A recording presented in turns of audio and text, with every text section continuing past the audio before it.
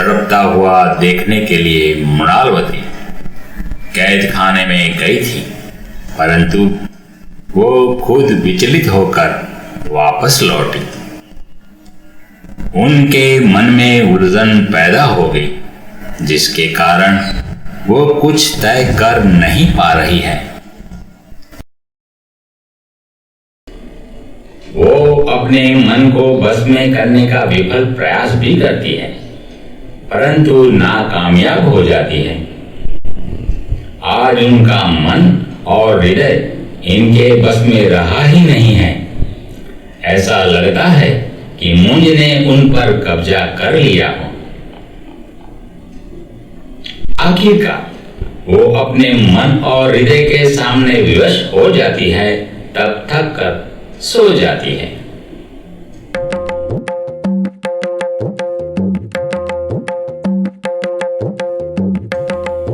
फिर दूसरे दिन का सूरज निकला।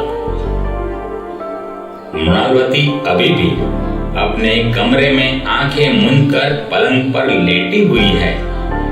तब उनको एहसास होता है कि मुंज सामने खड़े हुए हैं। मृणालवती, अब तक सोई हुई हो? ये शब्द सुनकर मृणालवती आंखें खोलती है।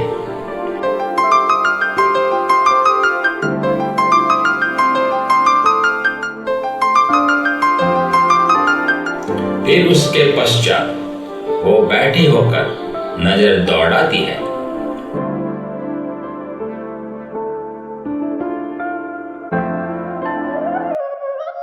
उन्हें कहीं भी मुंज नजर नहीं आते हैं।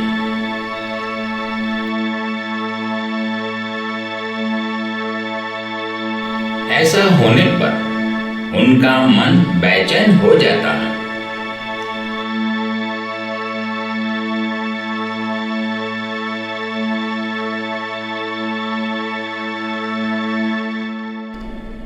वो अपने मन को बस में करने का विफल प्रयास भी करती है।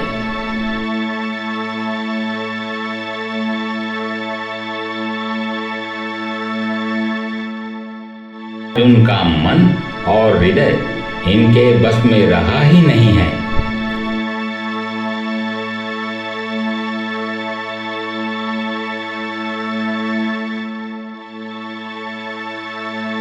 उन्हें कहीं भी मुंज नजर नहीं आते हैं। कमरे में वो इधर से उधर फिरती रहती है।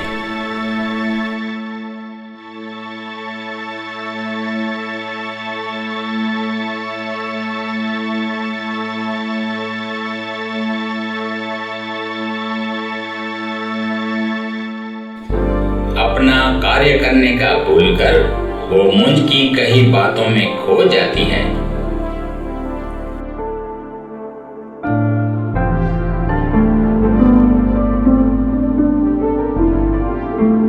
दिन गुजरता है धीरे धीरे, जो मृणालवती को और भी विचलित करता है।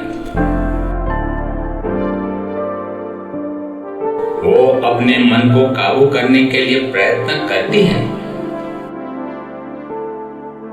लेकिन अफसोस कि वो उसमें कामयाब नहीं होती।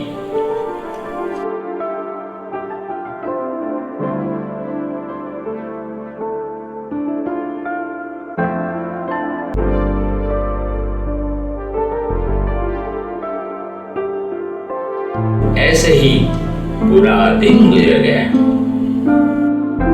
फिर सांझ ढली, सूरज डूबा।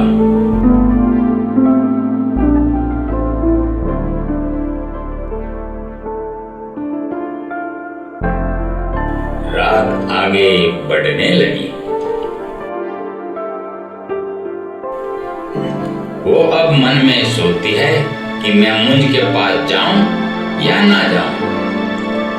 एक बार मन कहता है कि जाना जरूरी है, और दूसरी बार मन उनको टोकता है कि क्यों जाना है उनके पास।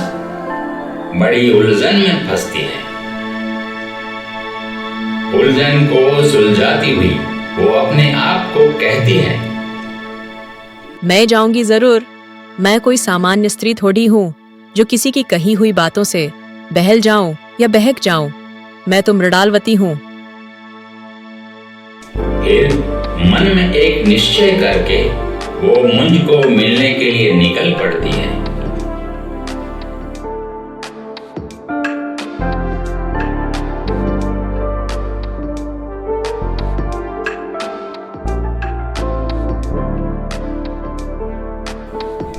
आज मृणालवती के पैरों में वो शक्ति नहीं रही जो कल तक थी। मन और तन एक दूसरे का तालमेल बिठा नहीं रहे हैं। मानो किसी अनजान डोर से बंधी हुई कहीं और खींची जा रही है। फिर से वो पहुंच गई कैद खाने के दरवाजे पर।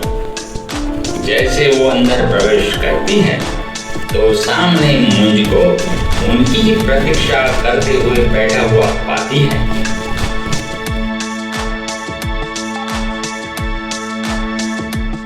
मुझ उनको देखकर कहते हैं, मृणालवती, मैंने कहा था ना कि फिर मुझे मिलने के लिए जरूर आओगी। नहीं, मुझे तो आना ही था, आपके हाल देखने के लिए। झूठ बोल के बहाने मत बनाओ मृणालवती। आपके चेहरे पर स्पष्ट दिख रहा है कि मेरी बात की असर से आप खींची खींची चली आई हो मुझसे मिलने के लिए। मैं क्यों आपकी बातों में आऊं?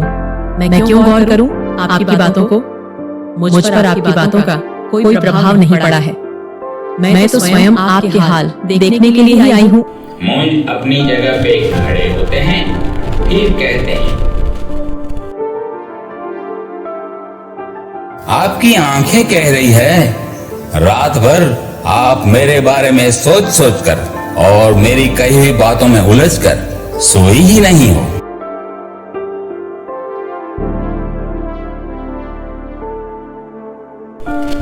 मृणालवती ये सुनकर मुझ की ओर अब थोड़ा आगे बढ़ती है।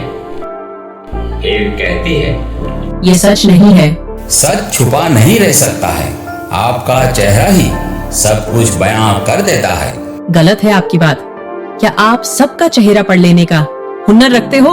जी हाँ, आप जैसी सुंदर स्त्रियों के मन के, तन के और हृदय के सभी भावों को मैं पढ़ लेता हूँ। मृणालवती उनकी आंखों में आंखें पिरोते हुए कहती है, मेरी आंखों में ऐसा कोई भाव है ही नहीं आपके लिए, और ना कभी भी ऐसा दिखेगा।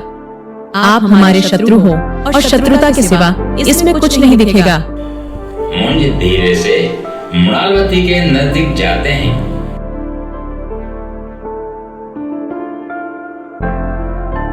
क्यों? सच को जुठलाती हुई अपने आप को झूठी बातों से पेश कर रही है। अगर ऐसा नहीं होता तो आप कल की घटना के बाद अपने आप को मुझसे दूर रखने का प्रयास करती, यहाँ पर आती ही नहीं। मृणालवती मुझ के सामने देखते हुए अपने आप को संभालते हुए कहती है, कल की घटना से कोई ताल्लुक नहीं है आज का।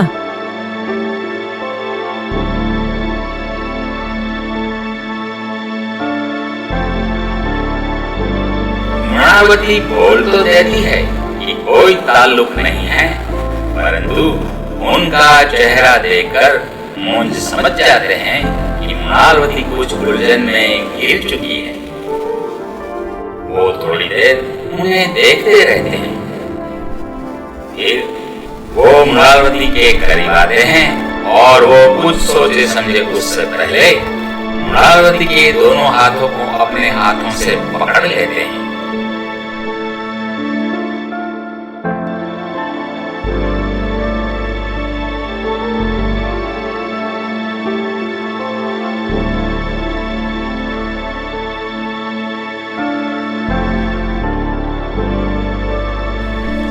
ऐसा होते ही मृणालवती के रग रग में एक बिजली की लहर दौड़ जाती है। मन मस्तिष्क में स्पंदन होने लगता है, हृदय कमल खिल जाता है और उसमें कई सारे भाव एक साथ उभरने लगते हैं। वो समझ नहीं पा रही है कि क्या हो रहा है, परंतु उन्हें ऐसा लगता है कि तन मन में आज तक ऐसी कोई भावनाएं महसूस नहीं कर पाई थी, वो वर्षों के बाद आज अनन्य, अनोखी और रोमांचित करती हुई आह्लादक अनुभूति होने लगी है।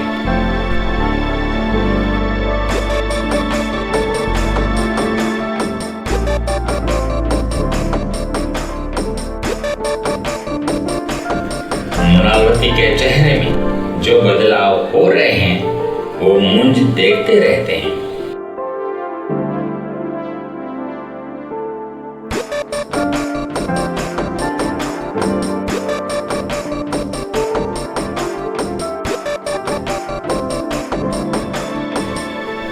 थोड़ी देर तक मृणालवती इस भाववेश में खो जाती है।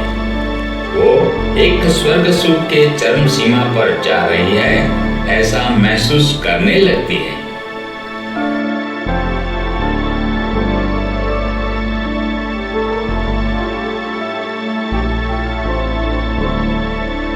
अचानक उन्हें भी अपनी मर्यादा का एहसास हुआ और वो धीरे से अपना हाथ मुंज के हाथों से छुड़ा लेती है। कुछ बोल नहीं पाती, उलझन बढ़ गई मन मस्तिष्क में। फिर स्वगत ही बोलती है, एक स्पर्श से इतनी असर मैं बरसों से जो चाह नहीं सकी, पा नहीं सकी, वो यही एहसास है। बरसों तक जिस उर्मियों को मैंने संयम के बल पर दबा के रखा, वो आज एक स्पर्श से क्यों जागृत हो गई? क्या ये मेरे मन की कमजोरी है या फिर मैंने अपने मन को अब तक जाना ही नहीं? क्या मेरा तन, मन और हृदय यही चाहता था और मैं उससे बेखबर रही?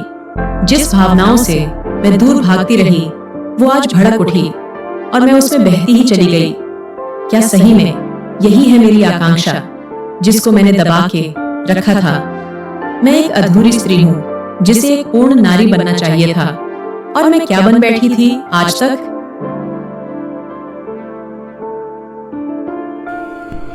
वो अपने विचारों में खोई हुई थी। तब मुंज के मुंह से कुछ शब्द बिखरे। कहाँ खो गई? शब्द सुनते ही वो तंद्रा से निकलकर उनके सामने देखने लगी। स्वस्थ होने का दिखावा करके वो कहने लगी, आपको मुझे छूना नहीं चाहिए था। ऐसे किसी पराई स्त्री का हाथ पकड़ लेना अच्छी बात नहीं है, और शायद आपको ये शोभा नहीं देता। मैंने आपको पराया माना ही नहीं है, और रही आपके हाथों को पकड़ने की बात, तो एक बात समझ लो कि मैं आपके हाथ को स्पर्श नहीं करता तो आपको ये अनुपम अनुभूति कैसे होती? अनुभूति का क्या मतलब? मुझे तो कोई अनुभूति नहीं हो रही है। अभी आपने जो अनुभूति महसूस की, उसको जुठलाने का क्या मतलब? मुझे आप उलझाने की कोशिश मत करो। मुझे मेरे मार्ग से चलित करने पर क्यों तुले हुए हो? मैं आपको मार्ग से चलित नहीं कर रहा हूँ, पर आप जो गलत मार्ग पर भ्रमित होकर चल रही है, वहाँ से सही मार्ग की ओर ले जाने की चेष्टा कर रहा हूँ। मैं आज कुछ तय नहीं कर पा रही हूँ कि सही क्या है और गलत क्या है। सही और गलत की उलझन में उलझ जाने से बेहतर है कि मेरे साथ प्रेम की धारा में बह जाओ। शांति और सुकून के साथ प्रेम का परम सुख पाओगी। कैसे ये संभव हो सकता है? आप एक कैदी और मैं शत्रु की भगिनी, जो आज तक एक राजकुमारी होते हुए भी साध्वी स्वरूप में जीती आ रही हूँ। ये मर्यादा और संयम के चोले को उतार के फेंक दो। कल की जगह आज कपड़े का रंग बदला है आपने, तो आज से मन और तन के रंग को भी बदल दो। मेरे रंग में रंग जाओ। मृणालवती मुंज की बातों में खोई जा रही है, मानो सूध बूध बिसर गई है। एक मोहक व्यक्तित्व के सामने खींची चली जा रही है। होश में होते हुए भी वो मदहोश होती चली जा रही है। कुछ आवाज आती है और मृणालवती फिर से इस मोह के बंधन से निकलती है। वो अपने आप को संभालती हुई कहती है, मुझे अब यहाँ से चलना चाहिए। आप एक सुंदर राजकुमारी हैं और मैं एक नरेश। हम तो एक समान रूप से हैं, जिनको प्रेम करने का पूर्ण हक है। इन बातों से चिंतित होना ठीक नहीं है। मेरे ख्याल से यहाँ पर अब ज्यादा समय रुकना ठीक नहीं है। मेरा रुतबा और संसार की रीति के कारण मैं भी मर्यादा का उल्लंघन नहीं कर सकती हूँ। मैं जा रही हूँ। इन सब बातों से डर रही हो तो जाओ, परंतु मेरी बात याद रखना, प्रेम तो परमात्मा ने दिया हुआ वो वरदान है जिसको हर प्रेमजन पाना चाहता है, स्त्री हो या पुरुष। मृणालवती को लगता है कि वो अब मुंज की बातों में आकर कहीं अपना आपा खो न दे, इसलिए तुरंत ही वहां से निकलती है। अपने कदम को बढ़ाते हुए, पीछे मुड़कर देखना चाहते हुए भी अपने कदम को आगे बढ़ाकर चलती रहती है। मुंज उन्हें जाता देख रहे हैं। मुंज स्वयं कहते हैं, मृणालवती, मेरे बगैर रह नहीं पाओगी, आना ही पड़ेगा अब मेरे पास।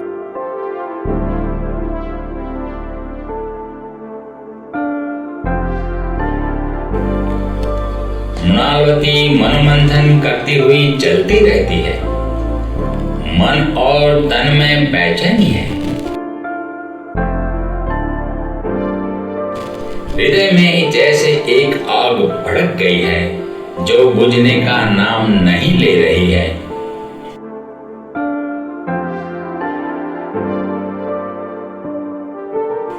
चलते चलते अपने कमरे तक जा पहुंचती है।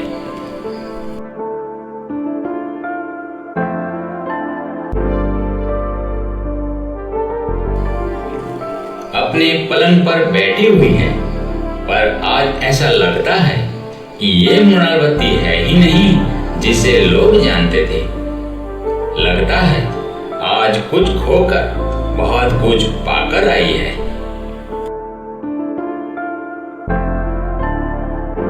जिस प्रेम के नाम से चिढ़ रही थी वो आज उनको अच्छा लगने लगा है। जिस मुंज से वो इतने साल नफरत कर रही थी आज उनके प्रेम में गिरफ्त हो चुकी है। उन्हें ऐसा लगने लगा है कि ये सही मायने में पृथ्वी वल्लभ ही है जो प्रेम का परम रूप है। थोड़ी देर ऐसे ही बैठी रहती है, फिर स्वगत बोलती है,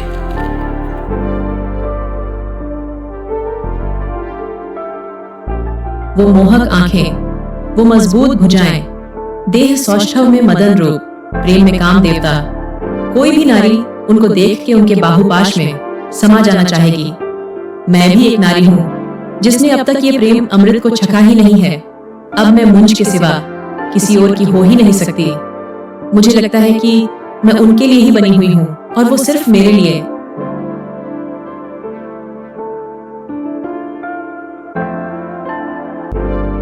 वो अपने आप में खोई हुई पलंग से खड़ी होकर कमरे में चलने लगती है।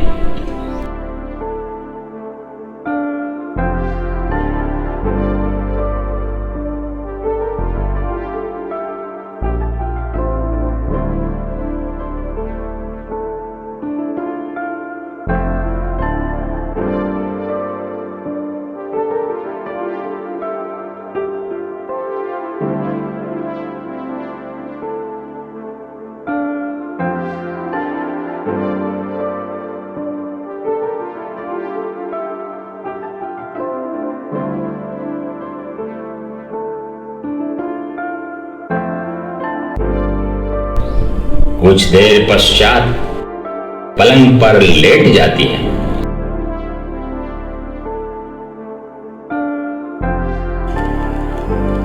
पलंग में वो अपने आप में खोई हुई लेटी हुई है। उनके सामने मुंज ही नजर आते रहते हैं, कभी सामने कभी पास। रात भर वो ऐसे सपनों में खोई हुई वो मुंज को ही पाती है।